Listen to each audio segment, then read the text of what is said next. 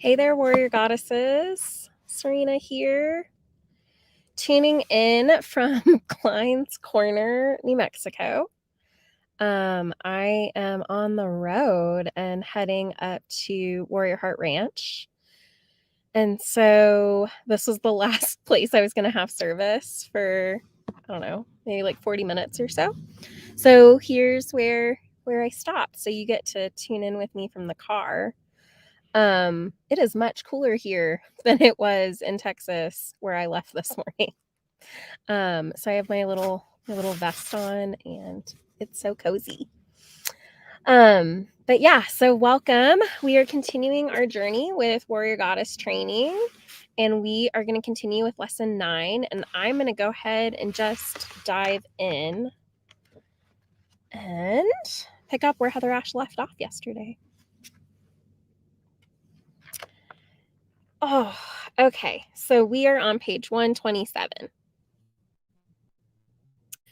I found that for many women, intuitive knowing is strong, but our capacity to trust ourselves is weak. My friend Sally tells a story about a time she didn't listen to her intuition. Despite a gut knowing that a situation wasn't right for her, she kept denying her intuition until she became physically ill. It was only when she stopped to really listen to what was true for her and was willing to see it that she understood that by ignoring her intuition, she was creating a great imbalance within herself. Here are a few other things to explore as you deepen your relationship with your intuition and learn to trust its true voice. Know what your filters are. Sometimes your initial intuitive sense is clear, but when you filter the message through your opinions and experiences, and the desires and the fears of the mind take over. As a result, you cloud the original truth that came to you via your intuition. I'm going to read that one more time. Know what your filters are. Sometimes your initial intuitive sense is clear, but then you filter the message through your opinions and experiences, and the desires and fears of the mind take over. As a result, you cloud the original truth that came to you via your intuition. Use others' intuitive insights with care. Another difficulty you may have is distinguishing between your intuition and other people's opinions, or your mind's projection of what their opinions are. In other words, if you have an intuitive moment where you feel compelled to take a specific action, you may immediately hear the voice of someone you know speaking in your head saying, "Don't do that," or "It will never work." In this way, you filter the intuitive sign through the beliefs and opinions of others. Have any of you ever done that? I know I have. Also, along these lines, we can have friends with strong intuition, or we may seek out the services of professional psychic. Intuition is the mainstream word for psychic phenomenon. In either case, we need to be aware that others, like ourselves, may have strong filters or belief systems that can cloud their interpretation of the information they receive. So although the initial information may be accurate, it may be contaminated by their belief system.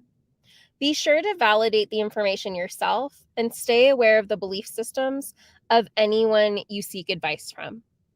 For example, a woman may give you intuitive advice about your marriage, but her quote unquote knowing about relationships could be twisted by anger at her ex-husband. Knowing this is huge. Use others as a resource to tap into your own intuitive knowing rather than as the absolute truth. Walking the warrior goddess path means learning to keep the emotions and thoughts of others separate from what is true for you. You can still respect the opinions of others without necessarily having to agree with them. Know when to act. Lastly, recognize that just because you intuit something does not mean an action needs to be taken. For example, I remember sitting with an apprentice and feeling into the energy of the choices she was making at the time. My intuitional vision was very clear, and I could see down the pathway of her choices. and the challenging outcome she was going to have to face in the near future. At the time, I felt really frustrated, but I also knew her mind was made up and she needed to have those experiences for herself. As a result, I knew the best thing for me to do was to stay silent. And then, as event after event unfolded, as I intuited it would, the true benefit was in her learning the lesson she needed to for herself.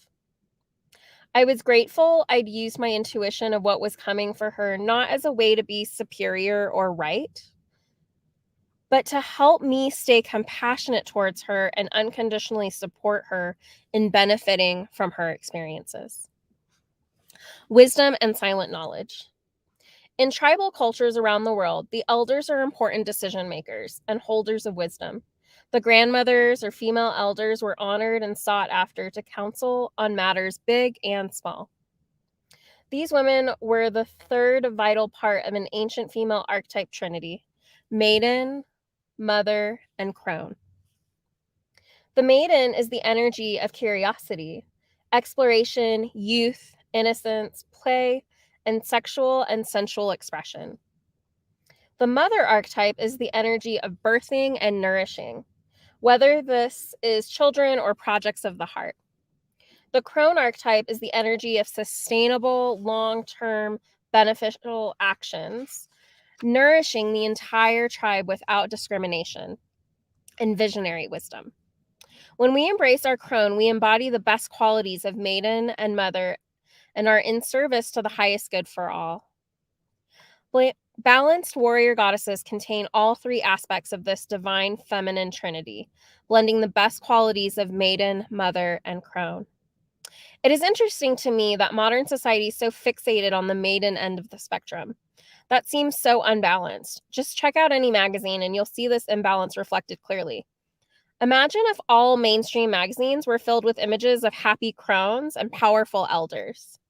While the maiden energy is wonderful and important, when we strive to remain maidens past that stage, we can cut off our power and depth. It is much too easy to get caught in the hamster wheel of trying to retain our youth at all costs. I'm not talking about taking good care of ourselves and staying young at heart. I'm talking about those times when we might look in the mirror and judge ourselves for our wrinkles or the shape of our breasts or the other changes that have happened since we were 20 years old. We are also out of balance with the mother aspect of our inner trinity. The mother archetype is a powerful one, but many of us end up feeling undervalued, overstressed, and drained by the mother aspect of the feminine because we have learned to mother everything at the expense of ourselves. We can also hold on to the mother archetype long after it serves us or our children, smothering them even after they are grown and on their own. To change this pattern, I invite all of us warrior goddess women to step up and make friends with the power of the crone. This means going beyond our fear of our power, letting go of trying to be non-threatening little girls or enticing sex bots, and releasing the habit of putting everyone else first without including our needs. It's time we claim our innate crone wisdom. When we fearlessly step toward the crone energy, we access our Toltec silent knowledge. Silent knowledge includes but transcends our intuition. When we are connected to our intuition, we are receiving messages from the invisible world of spirit that helps us navigate this material world of form. When we connect with silent knowledge, we erase the boundary between these two worlds of spirit and matter, known and unknown. We step beyond duality, beyond right and wrong, beyond rules, and into absolute connection with all that is. As Don Miguel writes, inner silence is the place of silent knowledge, where you know everything and you can see that there are multiple choices. We all were born connected to silent knowledge. And at any time, we can reconnect to this birthright. Silent knowledge arises when we become still and expand our perception beyond our ego and personality and into the always present truth that we are one with all of life. We unplug from our own self-importance and realize that we are each a teeny cell in the body of the universe. From this awareness, we don't need to look for answers. Answers arise spontaneously within us because we are everything. The first step in developing a clear link to silent knowledge is to simply intend one. Your intent is powerful. You can stay narrowly focused on your small pasture of day-to-day drama and fears, or jump the fence and head for the unknown. Open beyond your knowing to the awareness that all things are one and interconnected.